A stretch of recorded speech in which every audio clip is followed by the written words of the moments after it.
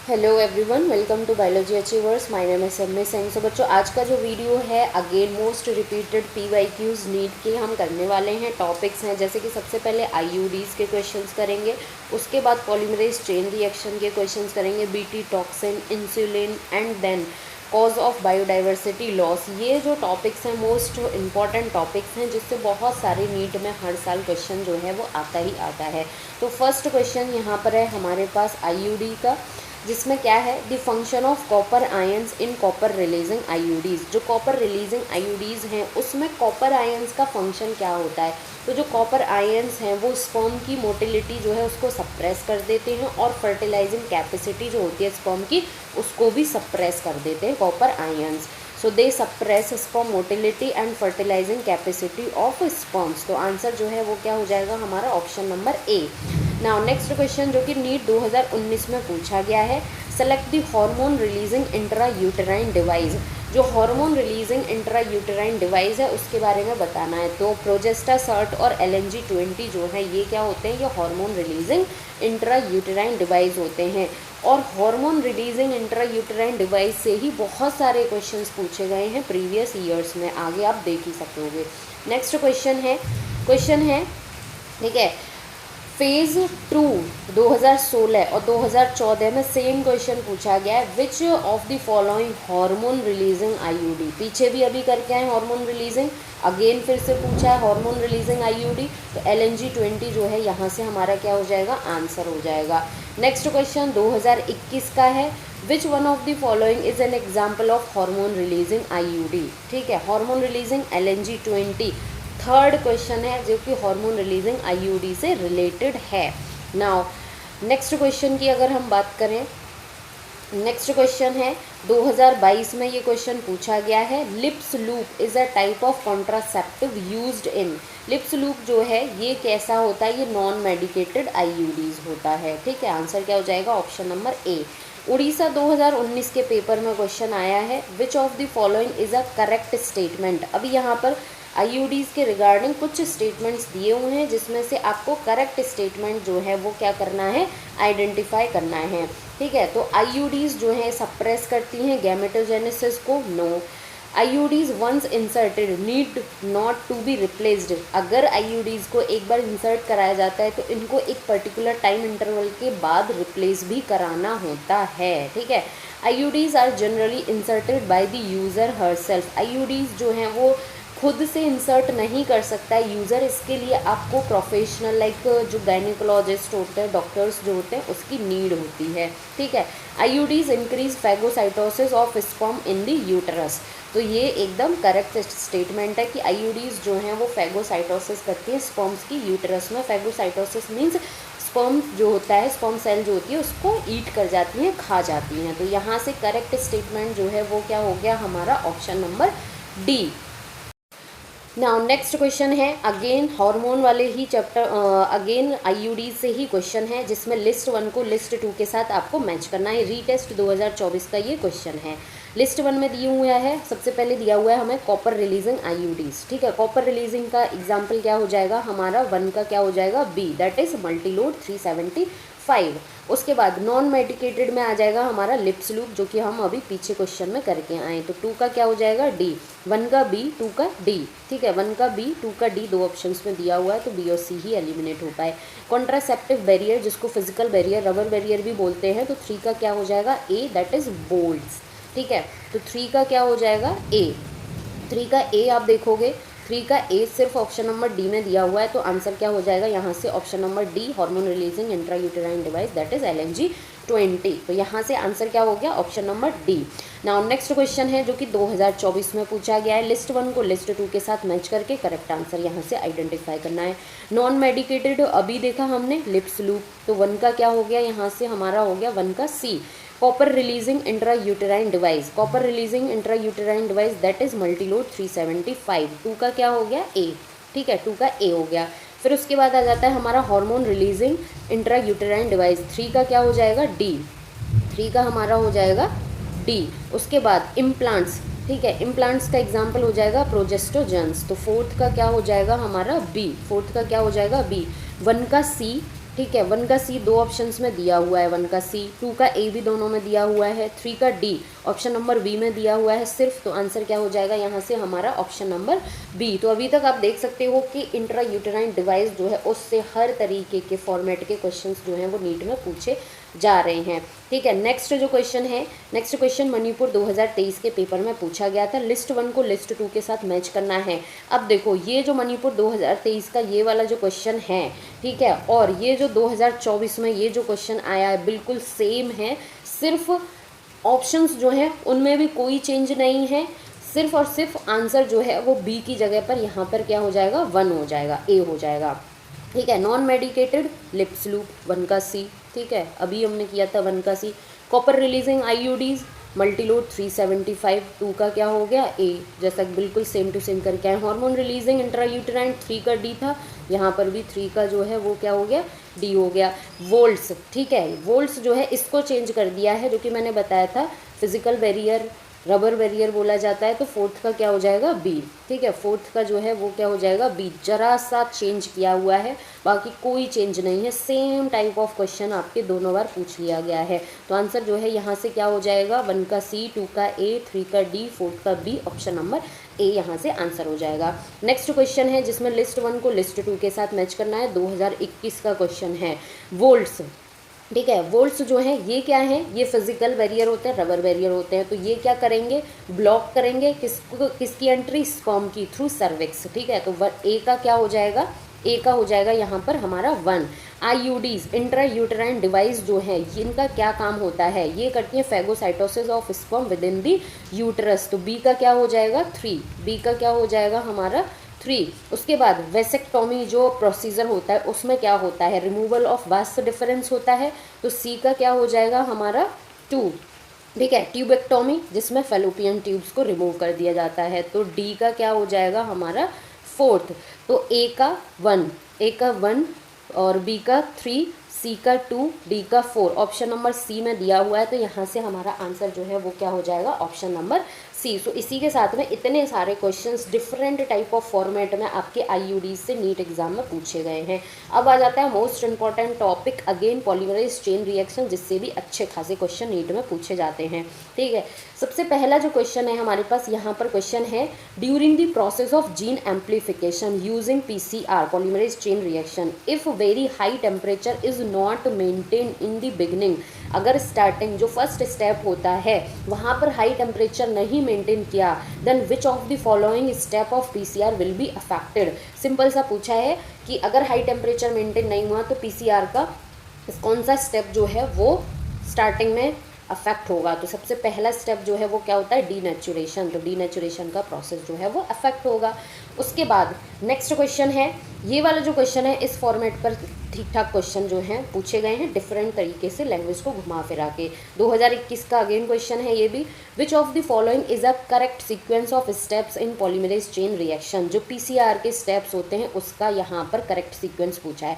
सबसे पहले होता है डीनेचुरेशन, उसके बाद एनिलिंग, देन एक्सटेंशन। ठीक है, DAE, denaturation, annealing and extension. तो आंसर क्या हो जाएगा, ऑप्शन नंबर बी। ठीक है, अब ये वाला जो क्वेश्चन है और ये क्वेश्चन 2018 में पूछा है, correct order of steps of polymerase chain reaction. Same question है, 2018 में पूछा, 2021 में पूछा।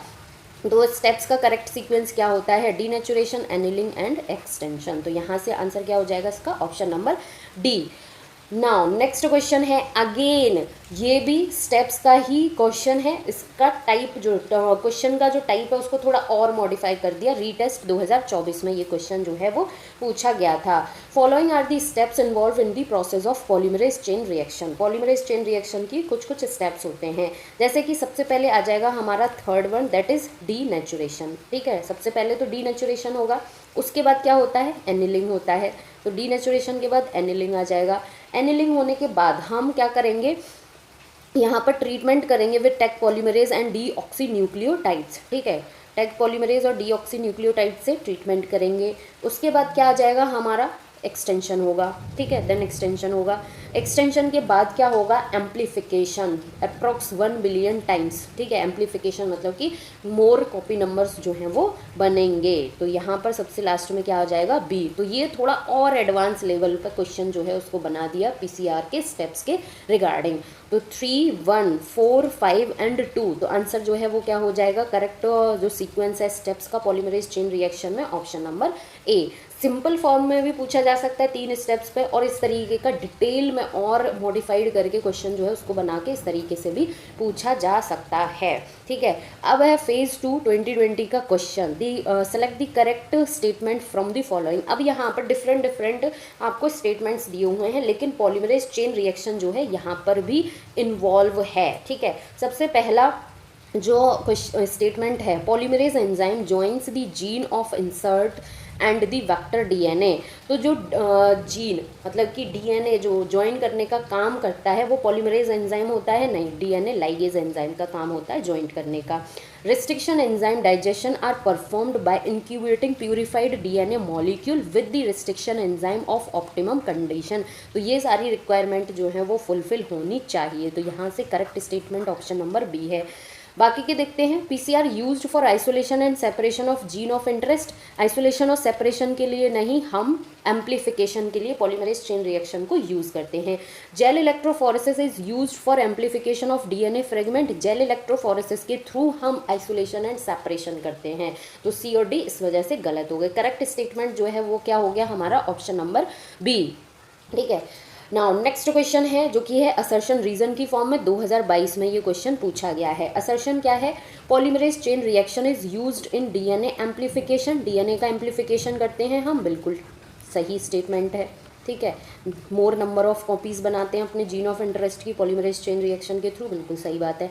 असर्शन क्या है, the ampicillin resistant gene is used as selectable marker to check transformation, बिल्कुल सही है, हम यूज़ करते हैं। तो दोनों ही स्टेटमेंट जो है वो ट्रू हैं और डिफरेंट स्टेटमेंट्स हैं, ठीक है। रीज़न जो है वो असर्शन को करेक्टली एक्सप्लेन नहीं कर रहा, बट असर्शन और रीज़न दोनों ही हमारे जो हैं वो क्या हैं, ट्रू हैं। So both assertion and reason are correct, but reason is not the correct explanation of assertion. तो आंसर क्या हो जाएगा, ऑप्शन नंबर डी। ये जो क्वेश्चन है मणिपुर 2023 में पूछा गया है, बहुत सिंपल क्वेश्चन है, बट बच्चे इसमें भी कंफ्यूज होकर गलत करके आ सकते हैं। क्वेश्चन क्या है, thermostable DNA polymerase used in PCR was isolated. जो थर्मोस्टेबल डीएनए पॉलीमरेज है जिसको टैक पॉलीमरेज एंजाइम के नाम से हम जानते हैं, ये किससे आइसोलेट किया गया, एक थर्मोस्टेबल थर्मस एक्वेटिकस बैक्टीरिया होता है, हीट रेजिस्टेंट बैक्टीरिया होता है, इससे ये आइसोलेट किया गया था। तो करेक्ट आंसर जो है वो क्या हो जाएगा, थर्मस एक्वेटिकस। हो सकता है बहुत सारे बच्चे इकोलाई भी लगा के आ गए होंगे,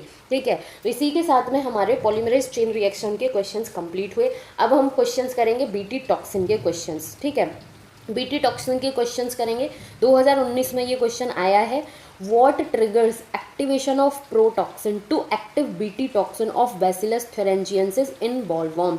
जो प्रोटॉक्सिन इनएक्टिव फॉर्म होती है, ठीक है, ये एक्टिव फॉर्म में कन्वर्ट होती है, तो इसको क्या ट्रिगर करता है, क्या चीज़ इसको एक्टिवेट करती है, तो जो अल्कलाइन पीएच होता है मिड गट का, इंसेक्ट की मिड गट का, उसकी वजह से ये प्रोटॉक्सिन इनएक्टिव से एक्टिव फॉर्म में जाती है। तो आंसर जो है वो क्या हो जाएगा, ऑप्शन नंबर ए, अल्कलाइन पीएच, एसिडिक पीएच। इस पर क्वेश्चन जो है वो आपके नीट एग्जाम में पूछा गया है, तो ध्यान रखना है अल्कलाइन पीएच है, ठीक है।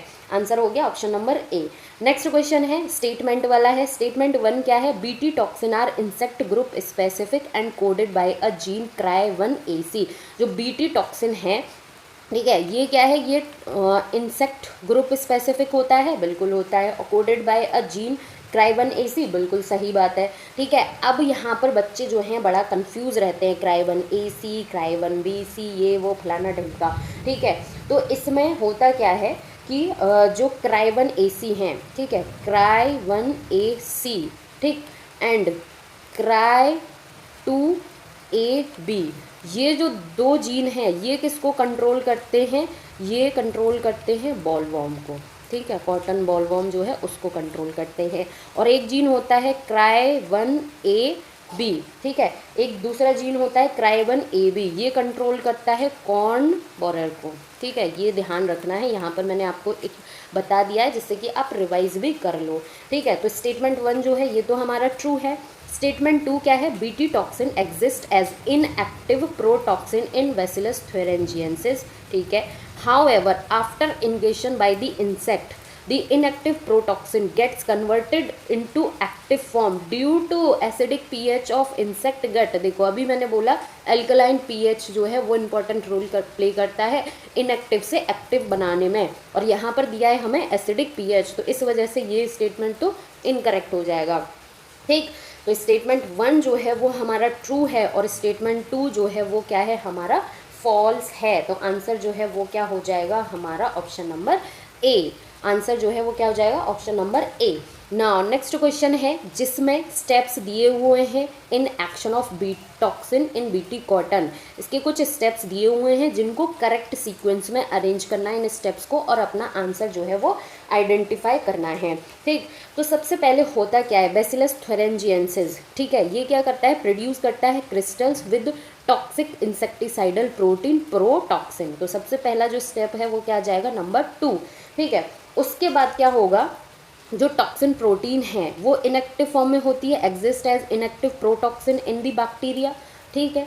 उसके बाद क्या आ जाएगा हमारा 5th one, then the alkaline pH solubilises the crystal. जो एल्कलाइन पीएच होता है इंसेक्ट की मिड गट का, वो उन प्रोटीन क्रिस्टल्स को क्या करता है, सोल्यूबलाइज कर देता है। ऑप्शन नंबर 3 आ जाएगा। देन इसके बाद क्या होगा, the inactive toxin converted into active form due to alkaline pH of the insect, then 1 आ जाएगा। उसके बाद क्या होगा, उसके बाद होगा द एक्टिवेटेड टॉक्सिन बाइंड करेगा surface of midgut cells, create pores and cause death of the insect. 4th one जो है वो आ जाएगा हमारा लास्ट में। तो 2 5 3, ठीक है, 2 5 3 1 4। तो आंसर जो है वो क्या हो जाएगा यहाँ से ऑप्शन नंबर डी। रीटेस्ट 2024 में अगेन क्वेश्चन आया है, the BT toxin is genetically engineer BT cotton kills the pest by. अभी हमने देखा पोर्स क्रिएट करता है, तो creating pores in the midgut. Answer क्या हो जाएगा ऑप्शन नंबर ए, ठीक है। आंसर जो है वो क्या हो जाएगा ऑप्शन नंबर ए। अब जो क्वेश्चंस हैं हमारे पास वो हैं इंसुलिन के क्वेश्चंस। इंसुलिन के क्वेश्चंस जो हैं ये भी अच्छे खासे नीट में पूछे गए। तो यहाँ पर जो हमारे पास फर्स्ट क्वेश्चन है, statement related to human insulin are given below, ठीक है, which statement is are correct about genetically engineered insulin. Question को ध्यान से पढ़ना बहुत इंपॉर्टेंट है। जेनेटिकली इंजीनियर्ड इंसुलिन के बारे में बोला है, क्योंकि यहाँ पर 2 ऑप्शंस जो करेक्ट नहीं है वो क्यों नहीं है उसमें आप कंफ्यूज हो सकते हो, ठीक है। यहाँ पर ये जो जेनेटिकली टर्म दिया हुआ है ये बहुत इंपॉर्टेंट रोल प्ले करेगा। तो सबसे पहला जो स्टेटमेंट है, pro hormone insulin contain extra stretch of C peptide. जो इनएक्टिव फॉर्म होती है इंसुलिन की उसमें एक extra stretch of C peptide पाया जाता है, बिल्कुल पाया जाता है। स्टेटमेंट 1 जो है वो करेक्ट है। A peptide and B peptide chain of insulin were produce separately in E coli, भी प्रोड्यूस की गई थी अलग अलग, एक्सट्रैक्ट किया and combined by creating disulphide bond between them. Disulphide bond के थ्रू ये एक दूसरे से कनेक्टेड होती हैं, ये भी ट्रू है। थर्ड ऑप्शन है, insulin used for treating diabetes was extracted from kettles and pigs. अब ये स्टेटमेंट आपको यहाँ पर एकदम करेक्ट लगेगा। ये अगर आप हिस्टोरिकली देखोगे तो ये स्टेटमेंट करेक्ट है, लेकिन हमसे क्वेश्चन में जेनेटिकली इंजीनियरिंग जो इंसुलिन है उसके रिगार्डिंग पूछा है, तो इस वजह से ऑप्शन नंबर 3 जो है यहाँ से हमारा क्या हो जाएगा, इनकरेक्ट हो जाएगा। नाउ 4th है, pro hormone insulin needs to be processed for converting into a mature and functional hormone. बिल्कुल सही बात है, ये स्टेटमेंट हमारा ट्रू है। Some patient develop allergic reaction to foreign insulin, ये स्टेटमेंट इनकरेक्ट है, ठीक है। जो एनिमल ड्रिवन इंसुलिन होती हैं उनके इनटेक से कुछ पेशेंट्स जो हैं उनमें एलर्जिक रिएक्शन होती है, बट क्वेश्चन अगेन हमसे जेनेटिकली इंजीनियर्ड इंसुलिन के रिस्पेक्ट में पूछा, तो इस वजह से ये स्टेटमेंट जो है वो क्या हो जाएगा, इनकरेक्ट हो जाएगा। तो 1, 2 एंड 4 ऑप्शंस जो हैं वो हमारे क्या हैं, करेक्ट हैं। 1, 2 एंड 4 ओनली, तो आंसर जो है वो क्या हो जाएगा, ऑप्शन नंबर सी, ठीक है। क्वेश्चन है, the 2 polypeptide of human insulin linked together by disulphide bridges, disulphide bond. तो आंसर जो है वो क्या हो जाएगा, option number B. Next question है जो कि 2021 में आपके नीट में पूछा गया है, with regard to insulin choose correct options. Correct answer यहाँ से हमें आइडेंटिफाई करना है, ठीक है। तो करेक्ट आंसर जो है वो आइडेंटिफाई करना है। यहाँ पर C peptide is not present in mature insulin, C peptide नहीं पाया जाता, बिल्कुल सही बात है, ठीक है, सी पेप्टाइड नहीं पाया जाता, तो ये तो करेक्ट है। The insulin produce by recombinant DNA technology, जिसको शॉर्ट में आरडीएनए टेक्नोलॉजी बोल देते हैं, हैज़ सी पेप्टाइड, जो रिकॉम्बिनेंट डीएनए टेक्नोलॉजी के थ्रू इंसुलिन प्रोड्यूस किया गया था, तो उसमें सेपरेटली ए पेप्टाइड और बी पेप्टाइड चेंज होती है, उसको बनाया गया था, तो ये स्टेटमेंट तो हमारा गलत हो गया। The proinsulin has C peptide होता है, जो प्रो इंसुलिन इमेच्योर जो इंसुलिन होती है वहाँ पर सी पेप्टाइड होता है, बिल्कुल होता है, ये करेक्ट हो गया। A peptide and B peptide of insulin are interconnected by disulphide bridges, बिल्कुल सही है। तो ए, सी एंड डी जो ऑप्शंस हैं वो क्या हैं, हमारे करेक्ट हैं, तो आंसर जो है वो क्या हो जाएगा, ऑप्शन नंबर डी यहाँ से आंसर हो जाएगा। नाउ नेक्स्ट क्वेश्चन है जो कि फेज 1 2020 में क्वेश्चन पूछा गया है, which of the following statement is not correct, not correct बताना है।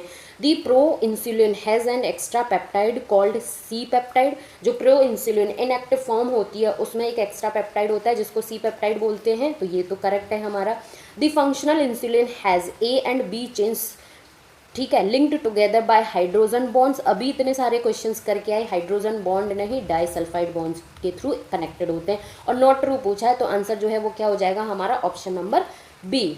नाउ नेक्स्ट क्वेश्चन है, why can't insulin be given orally to diabetic patient, insulin के इंजेक्शंस ही क्यों दिए जाते हैं, एक टैबलेट की फॉर्म में हम क्यों नहीं ले सकते, जो इंसुलिन है उसको क्यों नहीं ले सकते, क्योंकि ये हमारे गैस्ट्रो इंटेस्टाइनल ट्रैक जो है उसके थ्रू डाइजेस्ट हो जाएगी, so it will be digested in gastro intestinal tract, इसलिए इसको ओरली नहीं लिया जाता है, तो आंसर जो है वो क्या हो गया, ऑप्शन नंबर डी। यहाँ पर कुछ स्टेटमेंट्स दिए हुए हैं, सेलेक्ट इनकरेक्ट, जो इनकरेक्ट स्टेटमेंट्स हैं वो हमें बताने regarding chemical structure of insulin. C peptide is not present in mature insulin molecule, C peptide नहीं प्रेजेंट होता, नहीं प्रेजेंट होता, तो ये तो करेक्ट है। Polypeptide chain A and B are linked by disulphide bridges, ये भी करेक्ट है। Mature insulin molecule consist of 3 polypeptide chain A, B and C, mature insulin में सिर्फ 2 पॉलीपेप्टाइड चेन होती है, ए और बी, सी नहीं पाया जाता, ये क्या है, इनकरेक्ट है। Insulin is synthesised as pro hormone which contain extra stretch of C peptide, तो ये भी करेक्ट है, तो इनकरेक्ट स्टेटमेंट कौन सा है, ऑप्शन नंबर सी, तो आंसर जो है वो क्या हो जाएगा हमारा, ऑप्शन नंबर सी, ठीक है। सो इतने सारे क्वेश्चन आप देख सकते हो, बीटी टॉक्सिन से भी आए हैं, इंसुलिन से भी आए हैं। नाउ लास्ट टॉपिक जो है वो क्या है, कॉज ऑफ बायोडाइवर्सिटी लॉस, इस वाले टॉपिक से भी नीट में अच्छे खासे क्वेश्चन जो है वो पूछे जाते हैं, छोटा सा कॉन्सेप्ट है बट क्वेश्चन जो है वो हर साल लगभग पूछ लिया जाता है। क्वेश्चन फर्स्ट है हमारे पास, among the evil quartet which one is considered the most important cause driving extinction of species, तो जो हैबिटेट लॉस और फ्रेगमेंटेशन होता है ये इसका मोस्ट इम्पॉर्टेंट कॉज होता है, तो आंसर जो है वो क्या हो जाएगा हमारा, option number D. Next question है 2022 में पूछा है, पहला क्वेश्चन 2023 का था। Habitat loss, fragmentation, over exploitation, alien species invasion and को एक्सटिंक्शन आर कॉज ऑफ, इन सब का क्या कॉज होता है, बायोडाइवर्सिटी लॉस, तो आंसर क्या हो जाएगा, ऑप्शन नंबर ए, ठीक है। नाउ नेक्स्ट क्वेश्चन है, नेक्स्ट क्वेश्चन आप देखोगे 2024 में, 22 में भी आया, 23 में भी आया, 24 में भी आया, ठीक है। मणिपुर 2023 में भी पूछा है, 19 में भी पूछा है, तो 25 में गारंटेड क्वेश्चन आएगा। क्वेश्चन क्या है, these are regarded as major cause of biodiversity loss, क्या क्या अभी हमने देखे, ठीक है, तो क्या क्या होते हैं, सबसे पहले ओवर एक्सप्लॉयटेशन ये आएगा, को एक्सटिंक्शन ये भी आएगा, म्यूटेशन नहीं होता, हैबिटेट लॉस एंड फ्रेगमेंटेशन भी आएगा, माइग्रेशन नहीं, तो 1, 2 एंड 4 ओनली, 1, 2 एंड 4 ओनली, तो आंसर जो है वो क्या हो जाएगा हमारा, ऑप्शन नंबर बी, ठीक है, आंसर जो है वो क्या हो जाएगा हमारा, option number B.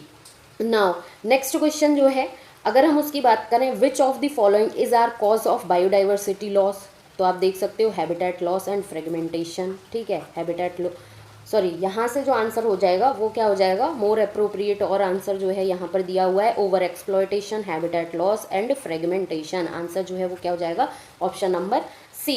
Next question है, which of the following is the most important cause of animals and plants being driven to extinct, economical exploitation, ठीक है, इकोनॉमिकल एक्सप्लॉयटेशन जो है ये मोर मोस्ट इम्पॉर्टेंट कॉज है फॉर एनिमल्स और plants के लिए जो कि एक्सटिंक्ट हो रहे हैं। तो इसी के साथ में most repeated most important topics के हमारे क्वेश्चंस कंप्लीट हुए।